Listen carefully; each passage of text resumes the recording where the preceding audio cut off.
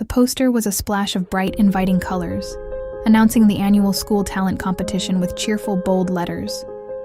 It promised a night of fun, applause, and friendly rivalry. As the camera moved from the glossy paper, it found Lily staring at it. But her expression held none of the poster's joy. Instead, her face was a mask of apprehension, a deep-seated fear clouding her eyes. The vibrant reds and yellows of the poster seemed to mock her internal grayness, the silent battle between a desire to share her passion and the paralyzing dread of stepping into the spotlight. For her, the poster wasn't an invitation. It was a challenge, a towering mountain she wasn't sure she had the strength to climb. Every smiling face depicted on it seemed to ask a question she couldn't answer. Was she good enough? The thought alone was enough to make her stomach churn, her palms grow clammy. She wanted to turn away, to forget she ever saw it. But a small, stubborn part of her remained rooted to the spot, a tiny flicker of hope refusing to be extinguished by the overwhelming tide of her fear. That night, long after the rest of the house had fallen silent, Lily's room was a sanctuary of secret practice.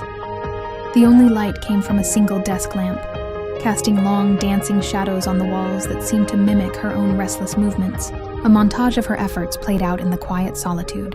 We see her fingers fumbling over the keys of her instrument, a discordant note hanging in the still air, followed by a soft, frustrated sigh.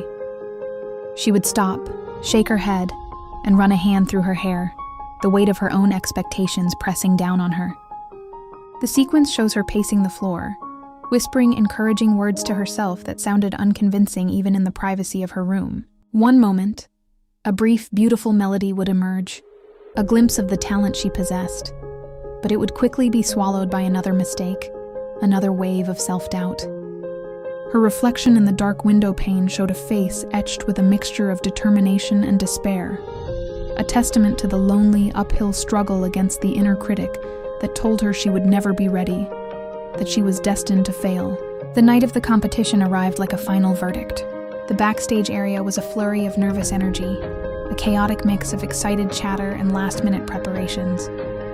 Lily stood apart from it all, a lone figure at the edge of the heavy velvet curtain. She found a small gap and peeked out at the audience, a faceless sea of silhouettes in the dim auditorium light. The sight sent a fresh jolt of panic through her. Her heart hammered against her ribs, a frantic drumbeat of "turn back, run away." Every worst-case scenario flashed through her mind. Forgetting her piece, hitting the wrong notes, the deafening silence of an unimpressed crowd.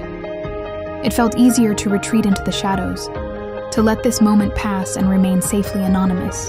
But then, she thought of all the late nights, the frustrating practices, and the small, hard-won victories in her room.